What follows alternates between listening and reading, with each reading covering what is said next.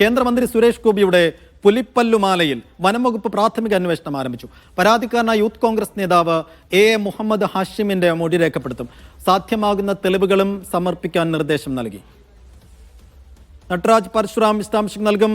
നട്രാജ്, ഈ പുലിപ്പല്ലുമാല കേസിൽ എങ്ങനെയാണ് വനംവകുപ്പിന്റെ തുടർ നീക്കങ്ങൾ? എപ്പോഴായിരിക്കും ഈ ഹാഷിമിന്റെ മൊഴിയെടുപ്പ്? കേന്ദ്രമന്ത്രി സുരേഷ് ഗോപി പുലിപ്പല്ലുമാലയുമായി പല പരിപാടികളിലും എത്തുന്നു. ഇത് ശരിയായ പുലിപ്പല്ല് തന്നെയാണോ എന്ന് പരിശോധിക്കണം, ഇക്കാര്യത്തിൽ നടപടിയെടുക്കണമെന്ന് ആവശ്യപ്പെട്ട് യൂത്ത് കോൺഗ്രസ് നേതാവ് എ മുഹമ്മദ് ഹാഷിമാണ് വനം വകുപ്പിന് നേരത്തെ പരാതി നൽകിയത്. പരാതി പരിഗണിച്ച വനം വകുപ്പ് പ്രാഥമിക അന്വേഷണ ഘട്ടത്തിലേക്ക് കടക്കുകയാണ്.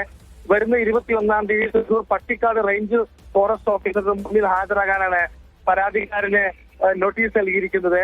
ഹാജരാകുമ്പോൾ ഈ വിഷയവുമായി ബന്ധപ്പെട്ട് തനിക്കുള്ള പരാതികളും അതുപോലെ തന്നെ സാധ്യമാകുന്ന തെളിവുകളും സമർപ്പിക്കാൻ പരാതിക്കാരനോട് വനം വകുപ്പ് നിർദ്ദേശിച്ചിട്ടുണ്ട്. നമുക്കറിയാവുന്ന പോലെ വന്യജീവി സംരക്ഷണ നിയമപ്രകാരമുള്ള ചട്ടലംഘനമാണ് കേന്ദ്ര നടത്തിയിരിക്കുന്നത് എന്നുള്ള പരാതിയാണ് പരാതിക്കാരൻ നൽകിയത്. ഈ കാര്യത്തിലുള്ള ശരിയായ വസ്തുതകൾ ബോധിപ്പിക്കണമെന്നാണ് പരാതിക്കാരനോട് വനം വകുപ്പ് ആവശ്യപ്പെട്ടിരിക്കുന്നത്. നേരത്തെ ഈ സംഭവവുമായി ബന്ധപ്പെട്ട് സുരേഷ് ഗോപിക്ക് നോട്ടീസ് അയക്കുമെന്ന തരത്തിലൊക്കെ തന്നെ വാർത്തകൾ പ്രചരിച്ചിരുന്നെങ്കിലും വനം വകുപ്പ് ഇക്കാര്യം സ്ഥിരീകരിച്ചിരുന്നില്ല. എന്തായാലും അവരിപ്പോൾ പ്രാഥമിക അന്വേഷണത്തിലേക്ക് ഈ സംഭവത്തിൽ കടക്കുകയാണ്. 21-ന് പരാതിക്കാരൻ തന്റെ ഭാഗത്തുള്ള വാദങ്ങളും തെളിവുകളും ഹാജരാക്കി.